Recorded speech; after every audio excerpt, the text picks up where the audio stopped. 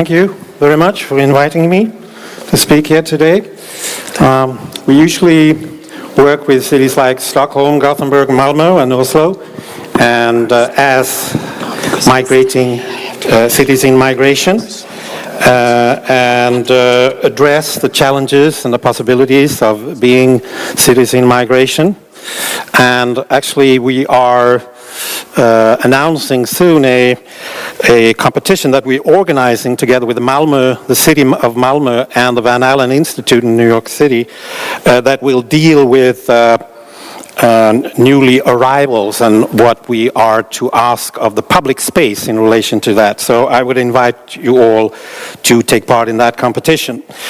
But today I want to bring the case study of Kiruna to this very inspiring and focused conference. And I want to do this because I hope it can give you something about how we as architects and urban planners can take on great challenges. And I also hope to bring something back to the people of Kiruna from you. As architects, we deal with a relationship of between form and function, and that relation is so fundamental in cities. They can hinder us or support us to become the person that we want to be.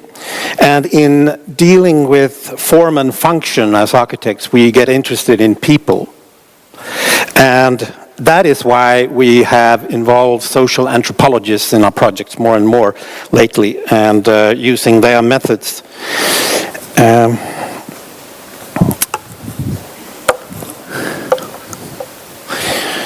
The town of Kiruna is going through great transformation. It's an industrial town in the very north of Sweden. It's come under threat from the very activity that gives its wealth, the extraction of iron ore. Its existential predicament has come to resonate deeply within me. It's, by the way, a predicament that we all face in relation to climate change, a little less direct, but in cause and effect no less severe. We've had the pleasure of working in Kiruna, as the ambassador said, since 2012, after winning an international architectural competition there together with our colleagues in Jolari Helstien architects from Norway. And the town has a subarctic climate where the sun never sets and at the height of summer, and it never rises in the depths of the winter. Lots of snow, temperatures can plummet to well below 40 degrees. And the Sami people have a long-standing history here, and their reindeer herding passes through the town still. It's a town of, in total, 23,000 inhabitants, and as the ambassador said, it's about 18,000 people living in the town itself. 4 official languages and cultures with deeper historical roots here: Finnish, Swedish, Sami, and Meänkieli. It's placed on the stage by this Kiruna, the world's largest underground iron ore mining. And the city has a symbiotic relationship to this mine as its primary economic resource. And the mining used to be done from open shafts and visible on the city's western border. It used to be here, and by the way, this is the existing town center right here, and as you will see later on, we are moving the town in that direction. And now the town was founded in the year of 1900. It was seen as a model community at that time, its ambitions exceeding those of other mining towns in Sweden. And it was placed at what was then thought to be a safe distance from the mine. And the iron ore seam is around 100 meters wide and sloping 60 degrees in a direction below the city. And the depth of the finding is unknown. There are other industries here, among them a space rocket launch station and tourism. People come here as a gateway to the wonderful natural surroundings and to the ice hotel in Jukkasjärvi.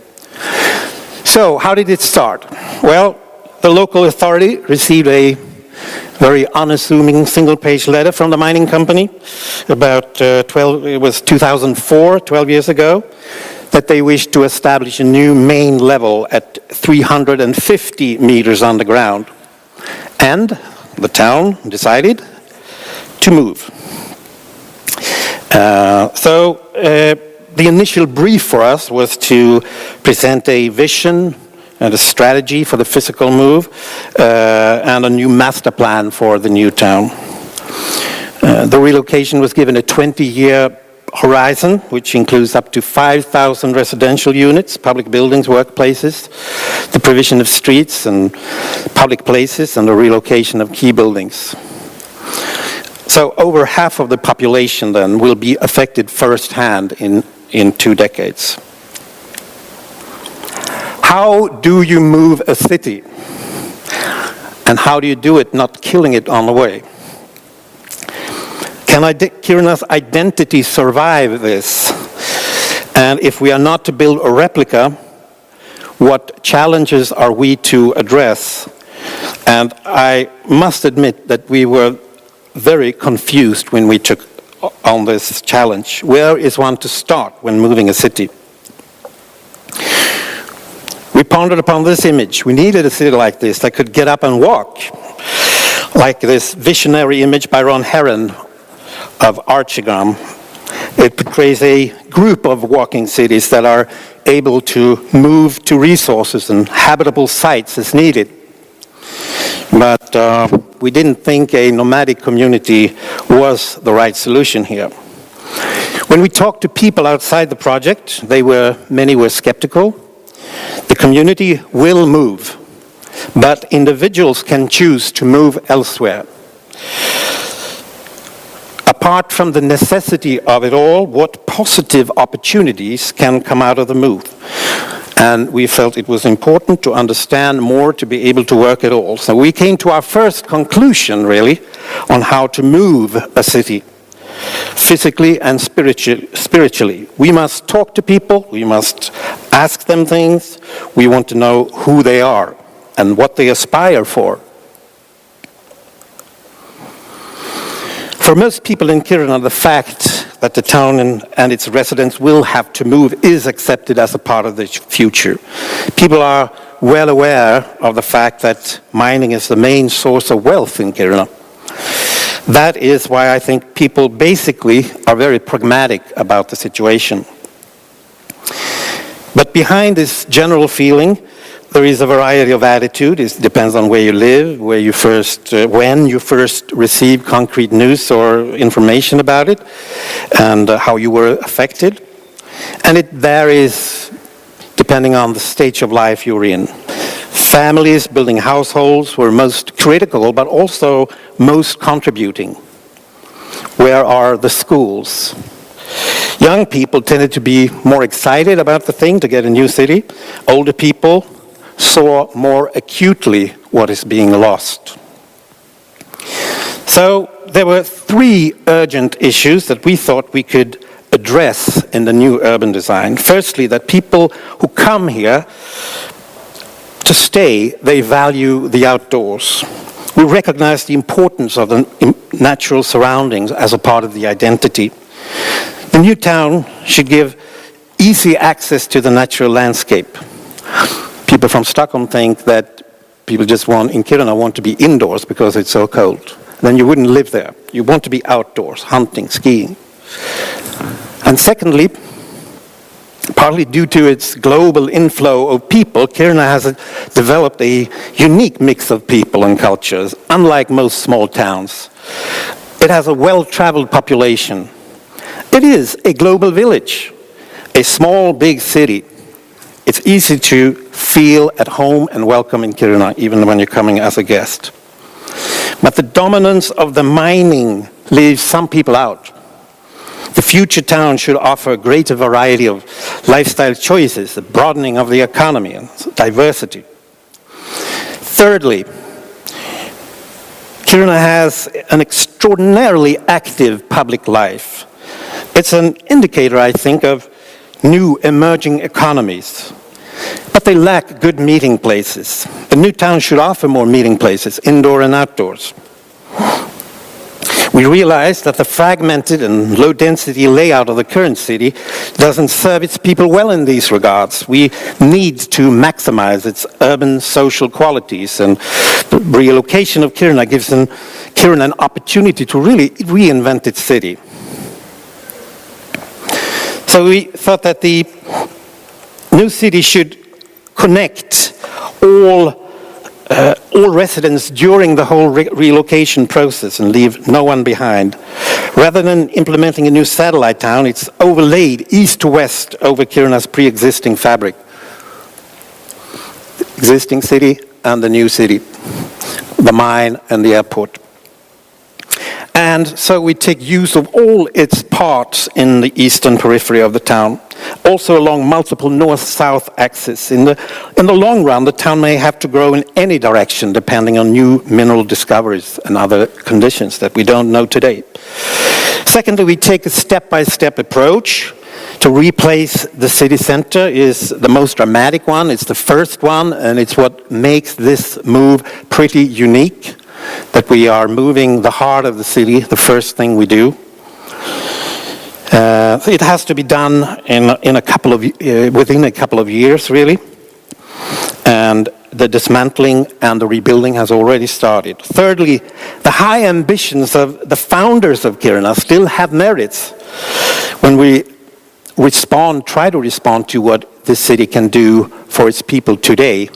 And actually, just having an international architectural competition for this, I would think the seed for this sustainable thinking was sown in the year of 1900 when they brought in other architects to design the city, design the beautiful church.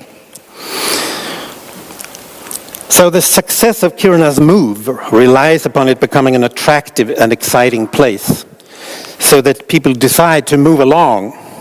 We strive to create a new and denser and blended town center with new meeting places. This may enable a somewhat more bustling city life, a greater range of opportunities, and encourage a more diverse population. And of course, create a lower dependency on cars, in effect supporting a public transport that is non-existent in Kiruna today. But at the same time as we do this, we create the landscape corridors that reach into the middle of the city, to the center of the urban life. And these green corridors, they serve as gateways for skiing and hiking and being gateways to nature. And they also serve as an arena or a platform for a number of ecosystem services, including being reservoirs for snow and melting water. So that is a great thing, an important factor in the urban design. So Kiruna's future depends on the commitment of its people and its potential to attract business and people from elsewhere.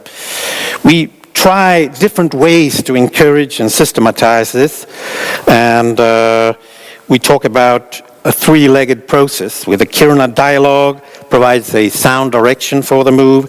The Kiruna Biennale that we hope to host first time in the winter of now, the coming winter, would be an opportunity to invite people like you, to invite others, exhibit the things going on there, but also getting new knowledge into Kiruna.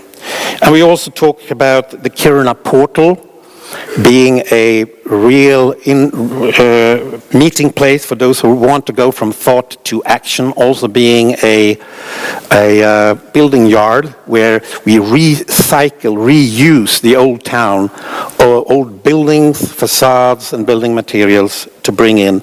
It's a matter of identity and taking care of material resources wisely in a region that is on its own. So now I want to show you the master plan, developing from the present condition. You will see the deformation zone expanding from here eastwards to the existing city and the town center being here, and deforming, and the new city center taking shape around here. So this is what is happening now. we're going to 2018. So this is what we aspire for happening in 2 years. And if we go to the perspective of 2023, the city will create a better integration with the existing fabric. And by 2033, which is the planning horizon that the mining company and the town has today, it will have developed in the north and south direction, creating these landscape corridors that improve the accessibility to the great outdoors. And Kiruna's new center is the most densest and diverse part of the city. That's where we start the project. The city square and the park. And in the year of 2100, that was our contribution from our architecture. Our proposal was to also have a 100-year perspective to stress test our design. And for the master plan, this means that this may happen. And for anyone interested more about the deformation and the choice of location and everything, I can tell you afterwards. So these diagrams show the access to people within a walking distance of 500 meters in different phases, red being, of course, the most intense. And it illustrates how the center of gravity is slowly changing. So to further answer the question, how to move a city, over time, Kiruna will be a walking millipede of a city. The red is actually sort of the gravity of people and of urban life. And this is as opposed to Ron Heron's more eight-legged procession of urbanity. A dozen key buildings. Here is the Kiruna portal that I mentioned before, the recycling yard, which is an important factor. We want to bring in all the old buildings that we have. And the church is being moved in its entirety to a new location in the city center. Often voted as being the most beautiful building in Sweden, actually. So the site of the new square, the square is there to support the everyday activities in Kiruna, as well as the festival, the Kiruna Festival, and the Kiruna Biennale, I hope. The bell tower, the black clock tower, is brought in from the existing town hall that we will not be able to bring along. It's placed in the square. And together with the new town hall, I think it represents the high ambitions of art and architecture that Kiruna has a great history with. We hope the new railway station will run into here, creating a transportation hub. The shopping street, the trade premises of today are located both within the center and more dispersed, car-oriented, and we will have a chance here to bring it all together, creating one attraction, creating wonderful basis for the public transport. And a regular local park, the neighborhood, what does it look like? Preserved buildings and components will be placed throughout the city. As in this example, an old miner's cottage, the yellow building in the front, is placed by the local park. And a network of street is designed to limit the effects of cold winds and create pleasant conditions to encourage public outdoor life. And the new city park, the city will be denser. We compact the city to make it easier to go out into the wild, but people will be 2 or 3 blocks away from these parks, so they will have a closer connection to the surrounding landscape. You will be able, we hope, when you arrive as tourists in a couple of years, to take skis or a dog sledge and go to Jukkasjärvi Ice Hotel. So, if we return to the question then, how does our master plan relate to the identity of Kiruna? So let me try to summarize what we try to achieve. It's a subarctic town where people value outdoor life highly and needs public spaces and buildings that respond to the subarctic conditions. And we may support this in our design by creating an active interface between city and nature. Kiruna is an open city, open to migrating labor, and with an active public life, with the potential being beyond being just a mining town, to keep its young people, to keep the women. And we can support this by creating a city with more meeting places, and foremost, the new square as a landmark, something that Kiruna lacks completely today. There are also buildings and artifacts that, through their historical role and aesthetic qualities, may play an important role in making up the identity. And the church and the bell tower are examples of this, are placed in new locations in the city. And I think they represent a strive for excellence that, if this strive includes a search for a robust society, this self-identity is key to the future of Kiruna. So I think these features represent a will of this town to concentrate their settlement and create a good life together, and lay the groundwork for a close and responsible relationship with nature. So even if life in Kiruna it differs greatly, and even more so in Central Europe, from that of Kiruna, but we firmly believe that the main concerns here have a wide relevance. We can see the man-induced land deformation in the mining town of Kiruna is, in a way, the way that it stresses and challenges the community is very similar to what climate change and other land-grabbing movements are doing in the world, and we will have to face and find new ways to move communities or keep communities together, to develop communities, and doing that in a new spatial configuration, if it's extending, if it's moving, or whatever. So this town, it's small, it has a great challenge, and we need the knowledge, criticism, and support from people just like you. So I welcome you to Kiruna. Thank you very much for letting me speak here today.